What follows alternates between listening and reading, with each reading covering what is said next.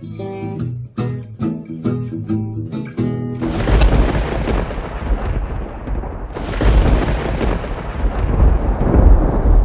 the edges of dangerous waters where storms and large reefs were common, the captain and his crew would pick out the more stricken merchant vessels limping out of a storm, then swiftly close in.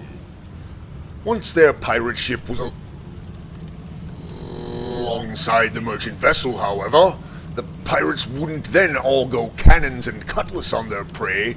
Instead, they would signal over to the merchant vessel, offering to repair the damage to their ship, but for a small fee.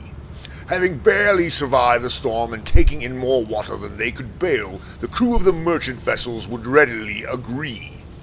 Once payment had been made, the pirate captain would send 5 of his own crew to board the merchant vessel along with the large wooden crate of tools. They would then proceed below decks and start work. Unbeknownst to the crew of the merchant vessel, 2 of the captain's most stealthiest pirates were in hiding in the large wooden crate of tools. Once below decks, they would pop out and get to work too, raiding the hold of the merchant vessel and taking all the valuables, jewels, and gold pieces they could get their hands on. Quickly tossing their spoils into the large wooden crate, the other 2 would then work alongside the other 5 once the crate was full. When the repairs were complete, the 7 crewmen returned with the crate full of booty. The pirate ship would depart as swiftly as it had arrived, before the crew of the merchant vessel even noticed anything was missing. Bragging about his ill-gotten gains amassed using this tactic, the pirate captain was booed and jeered by his counterparts for employing such dishonorable methods. His reply? Arr! It's not loot boxes I be using. They be the surprise mechanics, and they be quite ethical.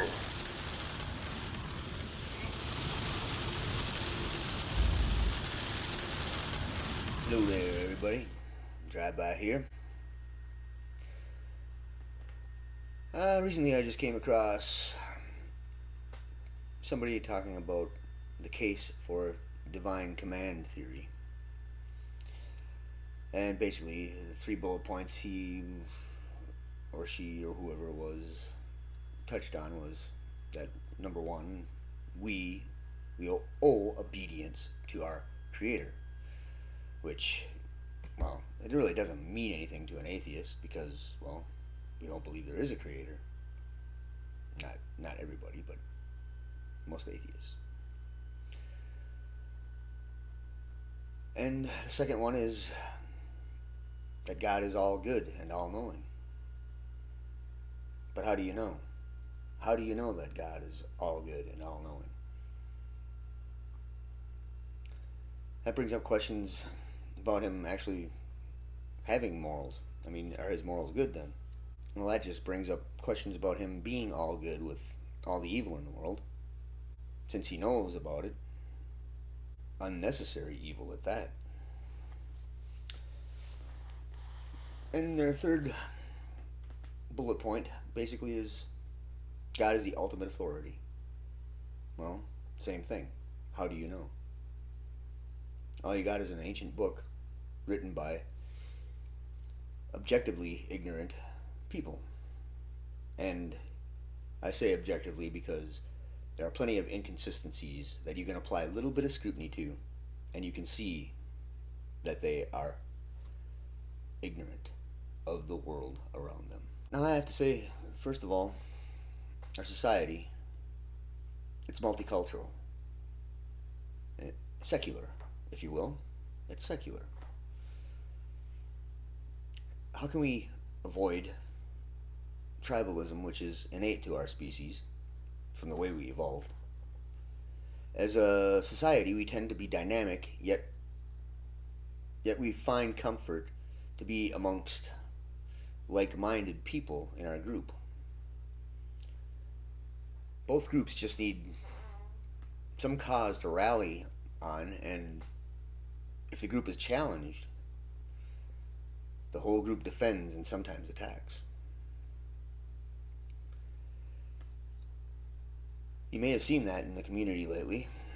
I mean, just in the atheist community, we've witnessed that happen, where there's been idealistic basically infighting in the group, and there you have it. You see tribalism at its finest. That groupthink, hive mind kind of thing. It's on both sides of every argument, but it's the biggest hill we have to climb as a species, in my opinion. We like to point and shame all the people that aren't in the group, the outside of the group, and by doing this, we're becoming the monsters that we are fighting against, aren't we? It's just hard enough. It's hard enough for us to avoid our tribalism and transcend our tribalism without having an invisible lawgiver to make subjective, morally good laws for the rest of us. Yeah, they're subjective. We need to build our foundations on real things that are observable and actually affect the outcome of our actions. None of the ethical theories are without flaws, but the divine command theory is full of the most. We have empathy, and we can build off of that. If we can better understand each other's faults anyway, we can gain more ground that way. We can at least conceptualize getting at the other person's faults and understand why they have them. That's what I try to do. I try to understand everybody's faults. If I disagree with them or I think they're wrong, I try and figure out why they think that way. I don't see why we can't do that more. I mean, do we have diverse opinions and give in to our innate behavior as a group? Or do we try to understand each other's reasoning for thinking the way they do?